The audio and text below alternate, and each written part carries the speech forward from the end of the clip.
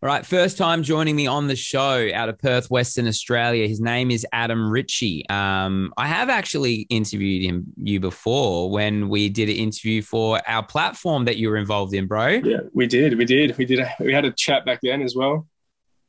And man, how's it been going for you? It's been a tough, year and a half, 2 years for the music industry, and you decided that that's when you wanted to get into it. How's that panned out so far? Yeah, I think it's panning out great, to be honest. I mean, it gives me an excuse to stay home and kind of make as much music as I can, especially doing the whole production, recording, and then I end up doing most of the mixing and mastering myself. It's kind of like a really long process for me to make tracks.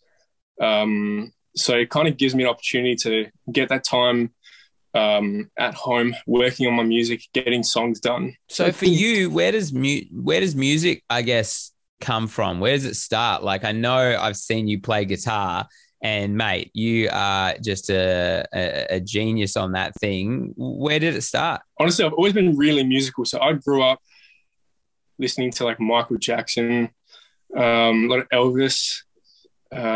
Michael Jackson was like my big inspiration. I was obsessed with him when I was younger. I was doing all like the talent shows when I was really young in, primary school, singing Michael Jackson songs and dancing up on stage. I've even got like little videos on the VHS tapes of me like doing the moonwalk, singing, I think, Bad by Michael Jackson or something. So I've always just like been absolutely in love with music. And then I started playing classical guitar probably about 11 years ago. So it all started then. And I got into classical guitar and, in school went through the choir and all that sort of stuff. So my passion for music has kind of always been there. I've always been that kid that in maths class was tapping my pens on my desk, knowing everyone around me and knowing the teachers. So I've always kind of been that guy who's just been, always obsessed with music. And so when did you kind of decide that you wanted to take it seriously in the realm of, releasing music under, your own name?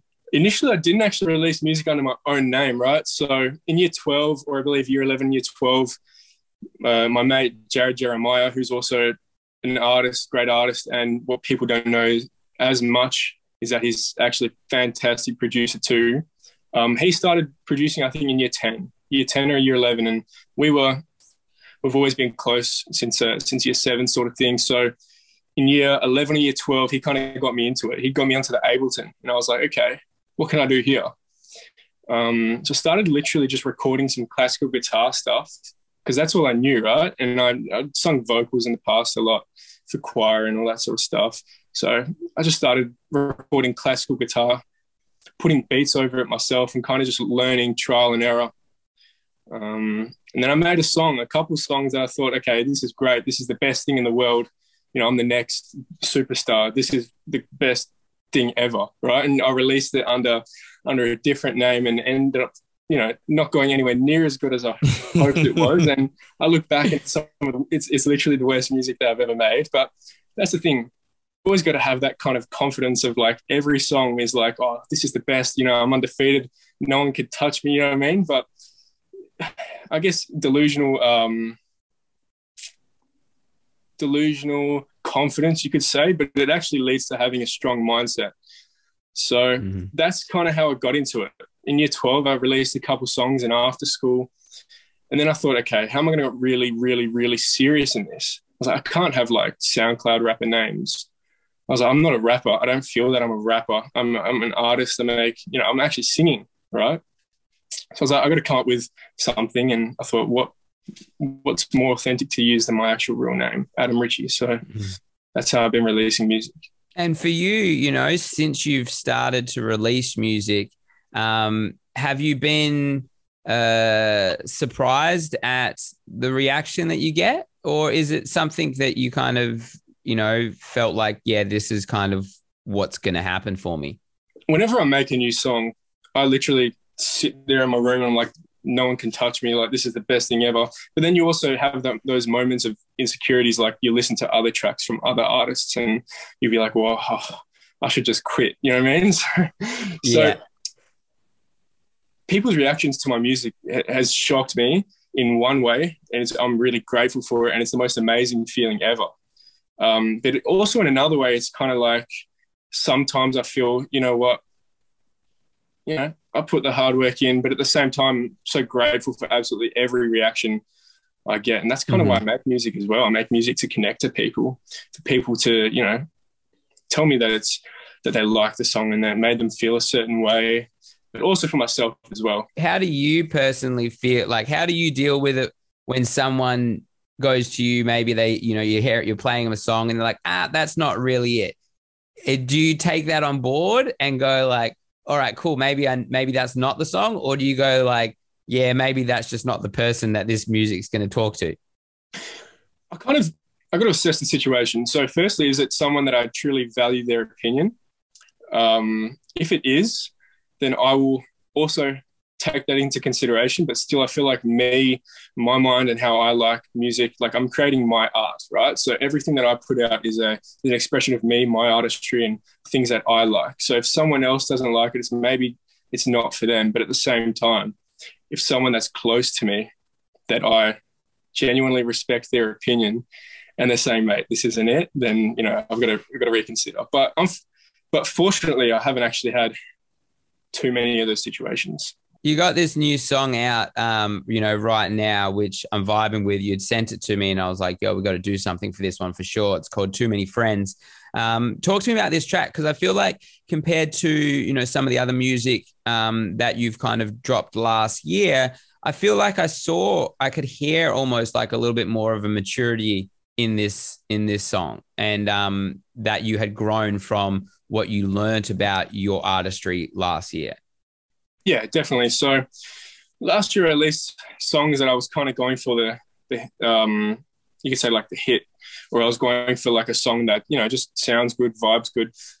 But I hadn't released a song that really connected and resonated with people on like a deeper level, or even with myself, that I could like say that I'm truly, truly, truly proud of since maybe 3 a.m. Thoughts. And I was like, okay, I could do way better than that now. I also went through a bit of an experience, and I was like, okay, I've got a lot to say. I feel like my artistry's grown. I want to make something that actually says something, has some substance, that truly says something. Like, I like making those songs that people can vibe to in their car or play at a club. Those are great. But at the same time, I also want to be able to put out music that has substance, that I can express myself, my thoughts, what I've been through, some experiences. And I know a lot of people can resonate with that slightly more than some of the club sort of stuff. How much harder is that for you to write a song that you tap into the substance and to the emotion, rather than writing a song that you go, this sounds great, it could be a hit because it sounds like that? I find it easier because I don't actually have to write it. Like, I don't have to think about writing it. I'll just be lying in bed and I'll have my, something will just pop up in my head and I'll just have a flow state. For example, for 3 AM Thoughts, I just got into a flow state. I was in bed, wrote the whole thing in like 10 minutes, right, on my phone. Not even thinking of it. It was more like poetry, right? For Too Many Friends, I was in the studio with Jeremiah and we'd just produced the beat.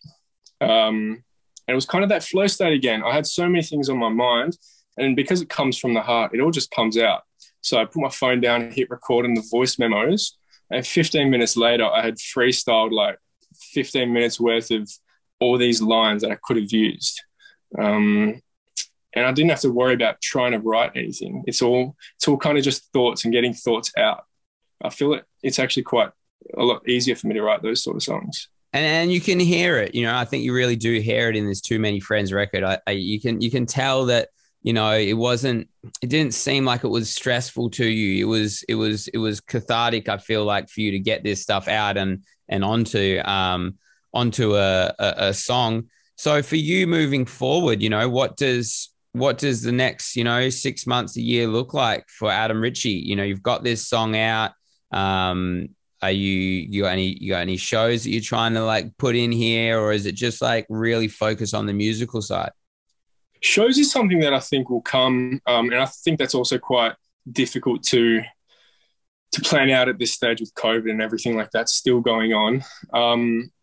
We've got the music video dropping I've got like 6, 7 songs almost pretty much finished, ready to go. So I'm just trying to sort that out at the moment. I've got a couple of songs that I'm featured on, which I'm looking forward to. So my goal is to just create even more music. I feel like in the last 2-3 months, the music I've been making is actually been like exponentially better than the music I was making before that. And I feel like growth is like the most important thing that I want to find in my own music. So making a lot of music, but also releasing a lot of music. I hear all my unreleased stuff. So all my unreleased stuff, I'm privy to that. Only me and maybe a couple others are, hear what I actually sound like right now. But everyone hears what I sound like 4 months ago.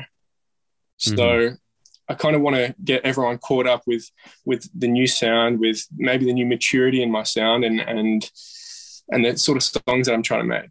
You mentioned unreleased or features that you're on. You do have a feature coming out with Cloud District. The track is called Pablo. You sound immaculate on this song. How did that come about? Thank you. Cloud District hit me up. He was like, yo, I've got this Spanish song, this Spanish sounding song. It's a vibe. I've got capes on it. I need you to do a hook. I need you to do a hook. I was like, okay, easy. So he sent it through. I had like a little makeshift booth set up in my bedroom with like towels and rugs everywhere sort of thing and a big mattress against the wall. And I was like, okay, I'm going to record something crazy. So I recorded the verse. The hook, because I was like, what does it sound like? It sounds like a Pablo Escobar type thing. So I ended up coming with that line, and then we ended up calling it Pablo, and that's it. The song ended up being what it is, and I'm keen for it to come out. Yeah, I'm keen for it to get out as well. I know it doesn't have a release date yet, but it will be soon. The track that you need to go listen to right now is Too Many Friends. Adam Ricci, man, appreciate your time, and you always got a home right here on the DSP whenever you're dropping, bro. Thanks very much, Dustin. I appreciate having this chat.